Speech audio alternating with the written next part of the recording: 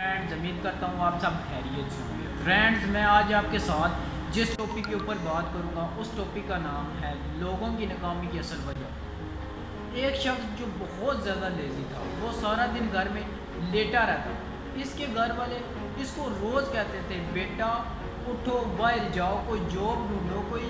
Business تلاش کرو، اب ہم ساری زندگی تمہیں نہیں کھلا سکتے، اب تم خود بھی کچھ کماؤ اور ہم کو بھی کچھ کما کے لا کے دو۔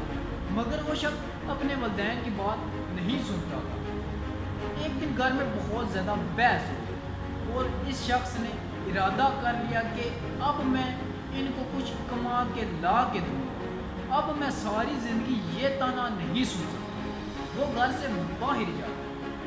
جاب کے لیے کچھ انٹرویو دیتا ہے، مگر وہ انٹرویوز میں پاس نہیں ہو سکتا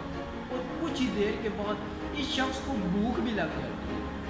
وہ یہ جا رہا ہوتا ہے تو اس کی نظر ایک باغ پر پڑتی ہے اور یہ سوچتا ہے کہ موقع شاندار ہے، جب کہ بھوک بھی لگی ہے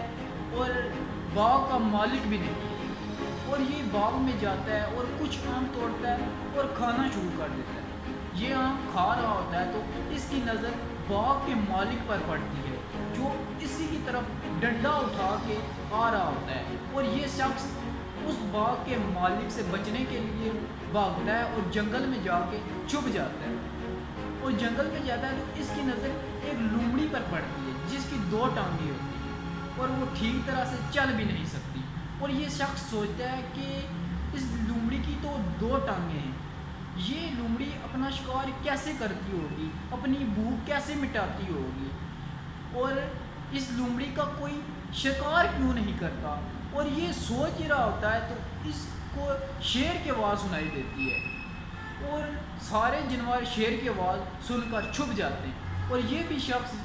شیر کی آواز سن کر درخت پر چڑھ جاتا ہے اور دیکھتا ہے کہ شیر اس لومڑی کی طرف دوڑتا ہوا آ رہا ہے، اور یہ سوچتا ہے کہ اب شیر آئے گا اور اس لومڑی کا پکا شکار کر لے گا۔ مگر وہ شیر آتا ہے